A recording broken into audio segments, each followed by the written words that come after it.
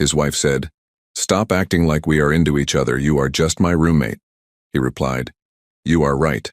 What he did next breaks her. "Stop acting like we're into each other, Jordan. You're just my roommate." Those were the last words Renee Miles hurled at her husband in front of friends and guests, with the kind of confidence that made her believe she was in control of her marriage. She had no idea that the man she humiliated that night was already setting in motion one of the most devastating silent revenges in marriage history. What happened next will make you question everything you think you know about loyalty, pride, and payback. Viewers, what would you do if your wife called you a roommate in front of everyone? Drop your thoughts in the comments. The rooftop pulsed with slow jazz and the hum of small talk. Strings of amber bulbs swung over the bar, catching the sparkle of sequined dresses and polished watches. Jordan Miles leaned on the rail, bourbon sweating in his hand, eyes fixed on the woman who used to reach for his fingers under tables. Renee stood near the dance floor in a red silk dress that moved like heat. She wasn't laughing with him anymore. She was laughing for the crowd, for the tall man beside her, the one whose cologne reached Jordan before his voice did. The man said something close to her ear. She tilted her head back, smiling wide, lips parted just long enough to make every nerve in Jordan's body tighten. He waited. Maybe she'd glance his way. She didn't. He set his glass down, straightened his jacket, and crossed the room. His shoes hit the marble slow, measured, every step a warning she'd ignore. "Renee," he said when he reached her. His voice was low, steady, almost gentle. "That's enough. Let's go home." The words weren't harsh, they were tired, the kind that come after too many nights pretending not to see. Her laughter stopped. She turned, perfume thick in the air between them, eyes flashing under the golden lights. "Stop acting like we're into each other," she said. "You're just my roommate." For a moment no one moved. Then the laughter came, short, cruel, contagious. Glasses clinked. Someone muttered, "Damn." Even the bartender looked away. Jordan's throat felt dry, not from shame, from clarity. The world had gone still, and in that stillness he found peace. He nodded once. "You're right," he said. "Absolutely right." Then he turned. No storm, no scene, just a man walking away from a room that didn't deserve his silence. The crowd parted. The elevator doors opened with a soft chime, and when they closed, the music swallowed everything he left behind. Renee blinked after him, the corners of her mouth twitching. She forced a laugh. "He'll get over it," she told the man beside her, but her hand trembled when she reached for another drink. An hour later, when the last song drifted into the night, she followed the same man down the hotel hallway. The door clicked shut, locking out reason. Across town, Jordan sat on the couch in the dark, the city buzzing faintly through the window. He poured another bourbon, the sound sharp in the quiet. On the coffee table, their wedding photo smiled up at him, two people who once believed in forever. He turned the frame face down. "If I'm just your roommate," he whispered, "then we'll live like it." The whiskey burned clean. The silence held. Outside, the skyline glittered. Inside, something in him finally stopped breaking. The morning light crawled across the living room floor, cutting through half-empty glasses and a silence too thick to breathe. The television flickered without sound. Jordan sat on the couch, same whiskey glass from last night untouched on the table, eyes fixed on nothing. The door opened. Her perfume entered before she did. Renee's heels clicked twice on the tile before she kicked them off. The red dress from the party hung crooked on one shoulder. Her lipstick was gone, hair pinned into a messy knot that didn't belong to the night she left for. She stopped when she saw him, still there, still calm. "You didn't even sleep?" she said, forcing a laugh. "You're still upset about that?" "I was joking, Jordan." He blinked slowly, stood, and walked past her. No words, no glance. "Come on," she said, following him down the hallway. "You really can't take a joke?" It was a party. Everyone was drinking. The door to their bedroom opened. The soft thump of drawers sliding out filled the space where conversation used to live. He didn't rush. Each movement was deliberate. Shirts folded, belt rolled, watch placed inside a smaller case. "Seriously?" she said, arms crossed, voice high now. "You're moving out of our room, you can't be serious." He carried the stack of clothes past her, down the hallway, into the guest room. The sound of the closet door opening and hangers clacking was his answer. Her smirk faded. "Jordan, stop, you're being ridiculous." He returned to the living room, slipped on his watch, picked up his car keys from the counter. For a moment he looked at her. Not through her, at her. There was no anger, no heartbreak, just a quiet vacancy that scared her more than shouting ever could. She opened her mouth, but he'd already walked out. The door closed. The silence expanded. Renee stood there, arms folded tight, trying to feel powerful. It didn't last. The apartment suddenly felt larger, emptier. She poured herself coffee she wouldn't drink, muttering, "He'll cool off." Down the street, Jordan drove to the bank. No radio, no traffic sounds, just the hum of the engine and his thoughts. Steady, cold, organized. The bank smelled faintly of fresh coffee and printer ink. Morning light spilled across polished counters as Jordan walked in, expression composed. His account manager, Mr. Lewis, looked up from his desk and smiled the way people do when they've known your face for years. "Mr. Miles," he said, standing to shake his hand. "Good to see you. What can I do for you today?" Jordan sat down, adjusting his cufflinks. His tone was even, stripped of any emotion. "I want to revoke my wife's access to all my accounts," he said, "and block every card in her possession." Mr. Lewis hesitated, searching Jordan's eyes. "Is everything all right, sir?" "Everything's fine," Jordan replied. "Just need to update a few boundaries." The manager nodded slowly and opened his system. The rhythmic clicks of his keyboard filled the quiet office. "All right," he said after a moment. "Her name's Renee Miles, correct?" Jordan nodded once.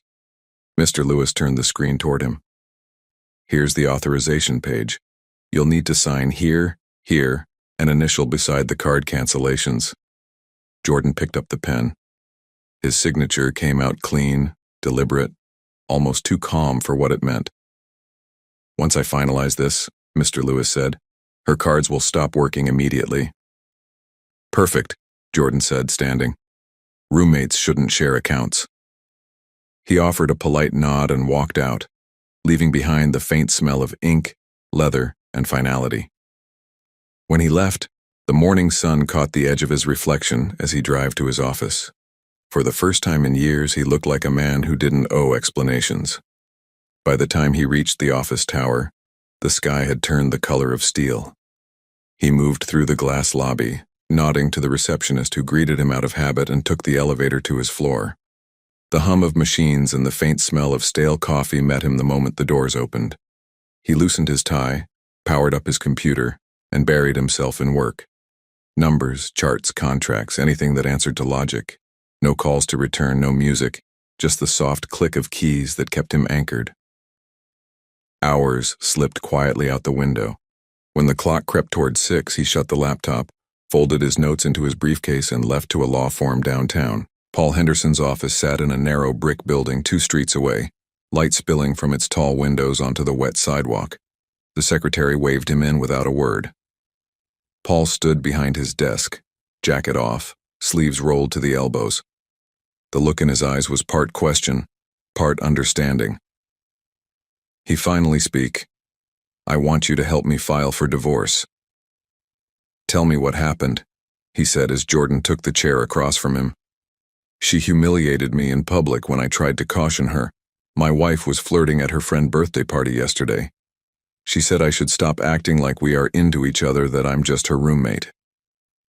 Paul studied him for a long beat, then reached for the phone on his desk. "Let's make sure we have what we need." He pressed one button. "Cal, it's me. I need full surveillance pulled from the Grand Regent, last night's rooftop event. Also, I need information about Renee Miles.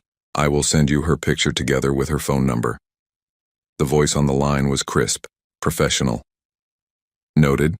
Consider it done. When the call ended, Paul opened a folder, the paper smelling faintly of ink and dust. Your prenup still enforceable?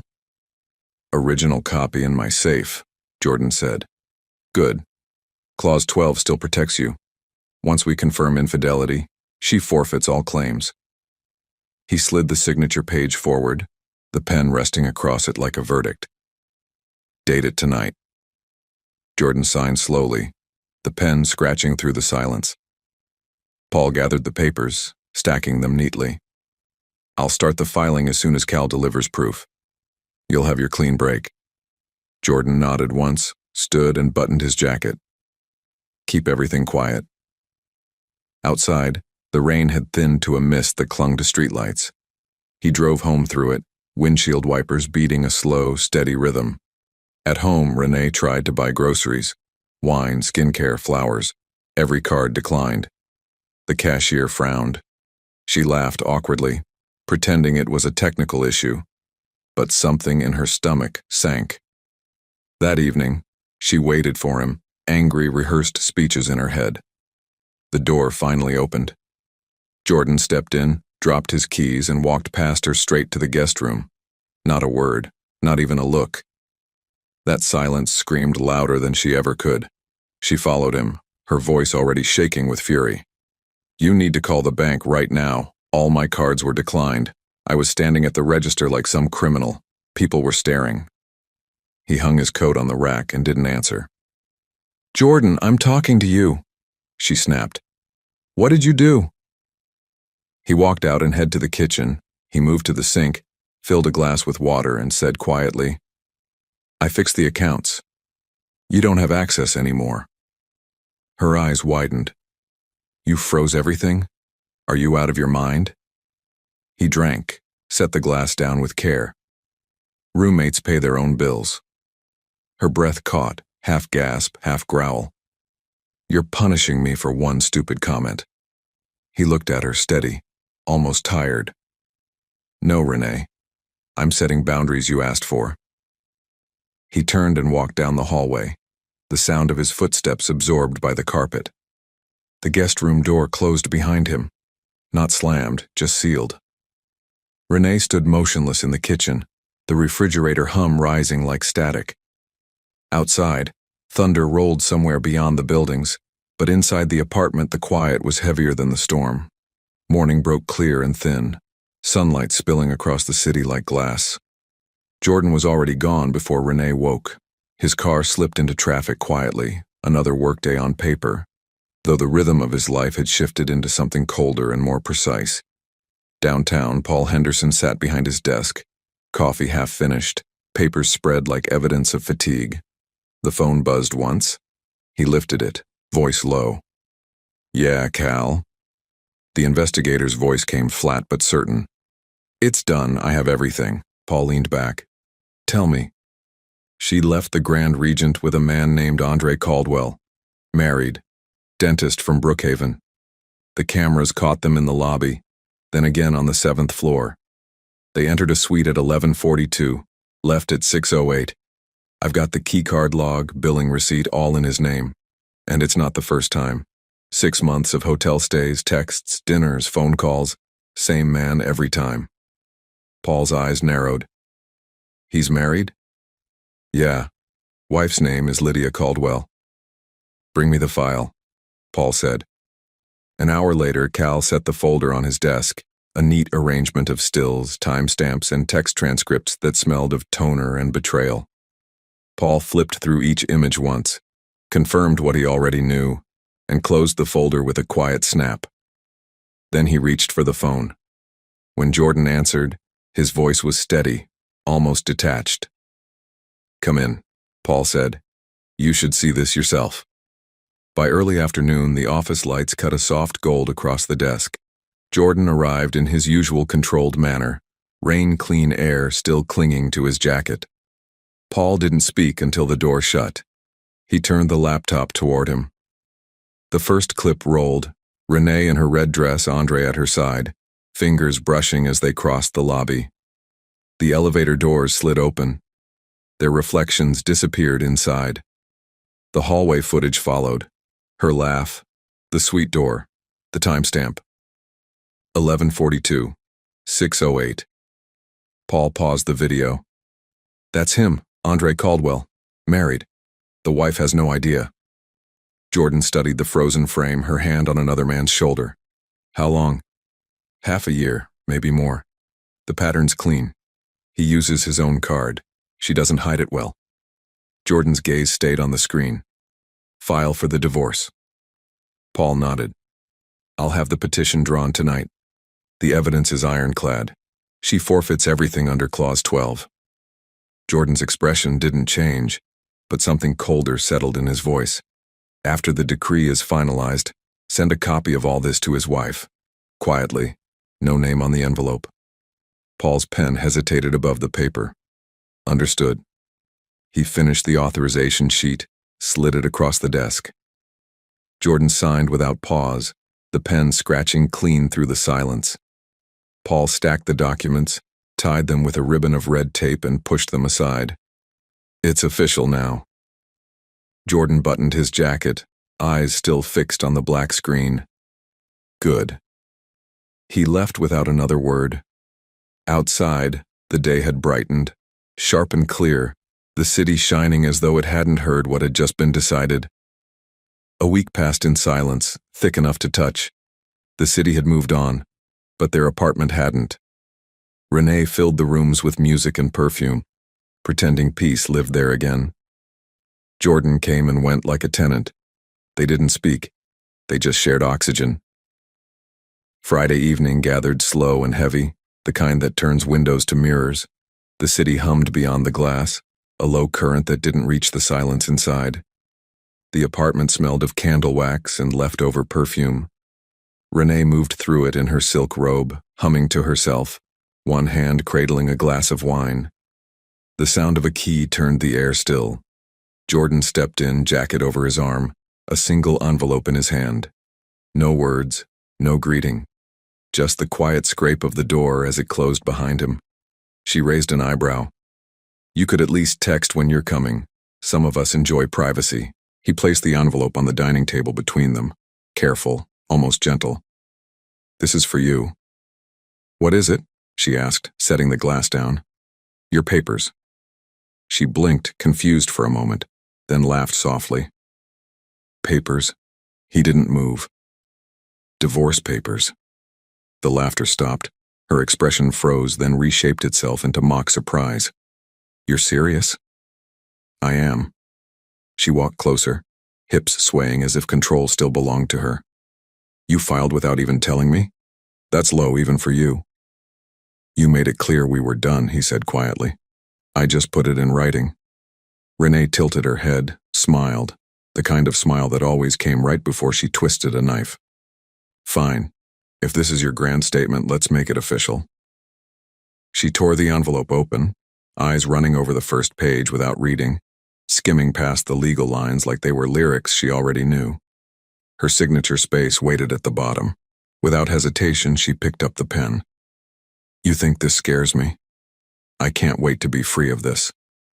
Her hand glided across the line, clean, confident, final. There. Now you can tell all your friends how your wife couldn't stand you. She tossed the pen on the table and leaned back, sipping her wine again, proud of herself. I hope you're ready for the next chapter, Jordan, because I am. Andre says I've been wasting my potential here. He watched her in silence. No flicker of emotion, only stillness. Then he gathered the papers, folded them neatly, and slid them back into the envelope. Freedom, he said, almost to himself, always costs more than people expect. She gave a small, mocking toast. Don't worry, sweetheart. I'll land on my feet, and when this is finalized, I'm getting what's mine. He smiled faintly, the kind of smile that didn't reach his eyes. You already did. He turned, walked toward the door. The soft click of it closing sounded almost polite. Renee stood there a while, the taste of wine sharp in her throat. The air felt heavier now, though she couldn't say why. She looked at the papers again, at her signature printed boldly across the bottom. and for a reason she didn't understand, her chest tightened. Still, she told herself she'd won, and the silence that answered her didn't bother to disagree. The sound of the door closing hadn't faded before Renee poured herself another glass of wine. Signing had felt powerful, almost glamorous. Now that the silence had settled, she filled it with promises, Andre's voice replaying in her head, the way he said we'll build our own life. By morning, she had convinced herself she'd made the smartest move of her life. Jordan could keep his cold stares. She had warmth waiting somewhere else. Renee woke each morning to messages from Andre, the kind that came with emojis and promise. He'd picked up her bills the day Jordan cut her off. First the phone, then the boutique account, then rent. Every alert that said payment received felt like love. He liked being the rescuer. She liked what it did to her reflection. By the end of the week, she'd built a fantasy large enough to live in. Andre talked about next steps, about how things would be easier once she was officially free. She imagined dinner parties, trips, her name hyphenated with his. Every lie she'd ever told herself about independence had found its proof in another man's wallet. That afternoon, he called. "Bring your copy of the papers," he said. "We'll stop by my attorney's office. He'll make sure you get what you deserve once the divorce is finalized." She smiled into the mirror. "So you mean it? Us, officially?" "I wouldn't waste my time otherwise," he said. "Hurry up, traffic's light." When he arrived, she slipped into the passenger seat, smelling like expensive perfume and false victory. "I still can't believe Jordan made this so easy," she said, holding the envelope in her lap. "I signed and he didn't say a word. Maybe guilt finally caught up to him." Andre chuckled, eyes on the road. "Some men just know when they've lost." The attorney's office was all mahogany and silence. A single wall clock ticked above shelves of framed degrees. The man behind the desk, a smooth-voiced professional with silver hair, rose when they entered. "Mr. Caldwell," he said, shaking Andre's hand before turning to her. "Mrs. Miles, please sit." She did, smiling. "Here's my copy." She laid the envelope on the desk like an offering. He slipped the papers out, unfolded them neatly, and began to read. A few lines in, his brows drew together. "You signed this yourself?" "Of course," she said, waving a manicured hand. "It's just paperwork." "Did you read what you signed?" "I skimmed it." Her tone carried impatience. "It's a divorce, not a novel." His eyes stayed on the page. Clause 12. In the event of proven infidelity, the guilty party forfeits all rights to marital assets. That includes property, accounts, and future claims. Her confidence cracked. "That can't be right." He turned the paper toward her, tapping the line. "Your signature is right below it." Renee leaned forward, pulse thudding. "He tricked me. Jordan tricked me into signing." Andre shifted in his seat. "Can she fight that?" The lawyer clasped his hands. "Possibly, but it's difficult. The clause is standard in prenuptial agreements and enforceable if evidence exists." "Do you expect him to have proof?" She hesitated, hearing her own voice falter. "No, I don't know." Andre's glance slid sideways, something cool behind it. The attorney continued, tone flat. "If evidence surfaces, the court will uphold this clause without question. You'll leave with nothing." Renee sat very still. The word nothing echoed like a dull blow. Andre checked his watch, stood. "File something," he told the lawyer. "She won't go down without a fight." The attorney nodded. "I'll prepare a motion to contest the clause. Be ready for court."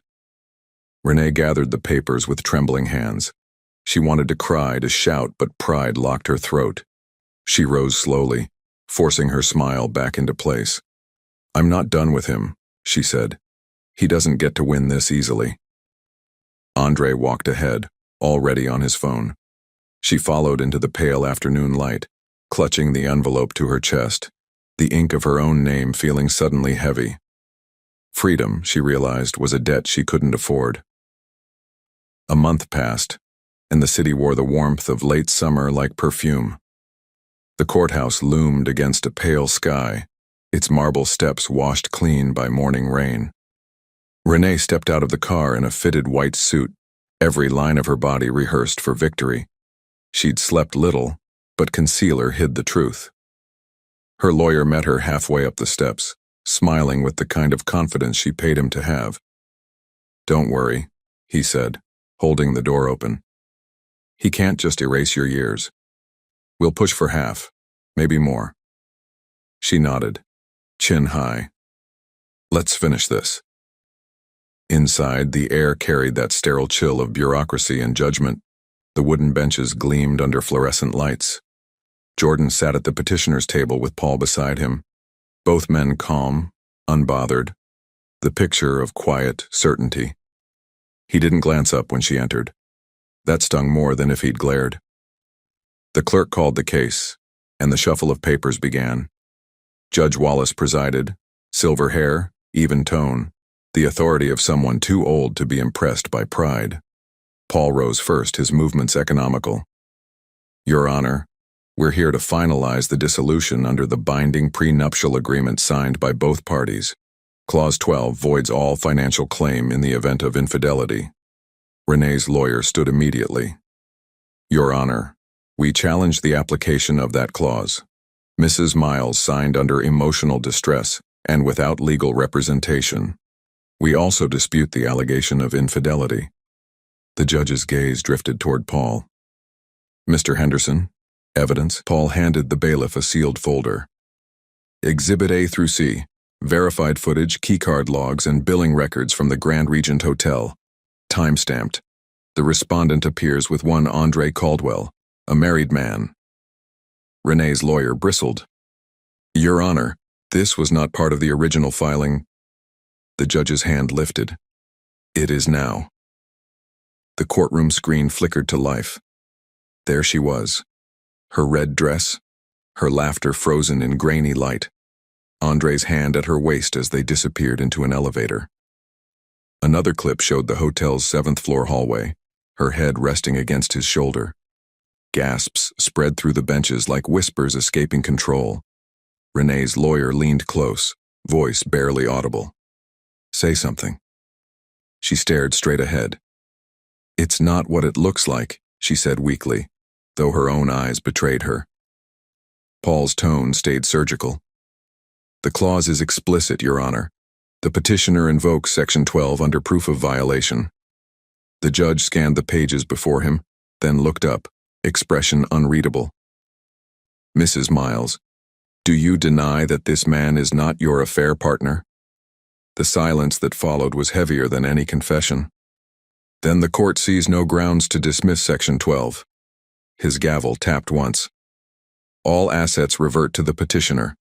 The respondent forfeits claim to marital property and funds. The divorce is granted effective immediately." The sound echoed through her chest like the closing of a vault door. Her lawyer whispered something about appeals, but it didn't reach her. She couldn't take her eyes off Jordan, his stillness, his restraint, the faint nod he gave Paul before gathering his documents. He stood, buttoned his jacket, and walked toward the exit without a single glance in her direction. She rose halfway, wanting to speak, to shout, to explain. Nothing came. The door closed behind him, leaving only the shuffle of papers and her own heartbeat breaking the silence. The courthouse doors closed behind her with the sound of finality. The world outside was too bright, too ordinary for what had just happened. Renee walked down the steps slowly, heels tapping against stone, her lawyer's voice trailing behind her in meaningless words about appeals and possible options. She didn't listen. She couldn't. Across town, a courier van pulled into a quiet cul-de-sac where the air smelled of trimmed hedges and morning rain. The driver stepped out, envelope in hand, and rang the bell of a 2-story home. Lydia Caldwell answered in a silk robe, hair tied loosely, eyes tired from nights that had recently grown too quiet. "For Mrs. Caldwell," the courier said. She signed, closed the door, and tore the seal. Inside, photographs slid out, crisp, undeniable. Andre and Renee, the hotel's gold insignia behind them, timestamp glowing at the corner of every frame. Her body went still. The glass of juice in her hand tilted, spilling across the marble counter. She wiped it absently, her mind refusing to follow her eyes. She picked her phone and called Andre. 30 minutes later, Andre's phone rang. Her voice was calm, too calm. "Come home," she said. He hesitated. "Babe, I'm in a meeting." "Now, Andre." He was home in less than half an hour. The front door was unlocked. Lydia stood in the living room, hair pulled back, still in her robe, the envelope open on the table. The photographs were spread beside a half-finished cup of tea. He stopped in the doorway, chest tight. "Lydia, let me explain." She lifted one of the photos, held it up so the light caught the truth in color. "Explain what?" she said quietly. "How long has it been going on?" "It was a mistake," he said quickly, stepping closer. "She meant nothing. I swear, I didn't." "You'll hear from my lawyer." Her tone never rose. She dropped the photo, brushed past him, and disappeared down the hallway.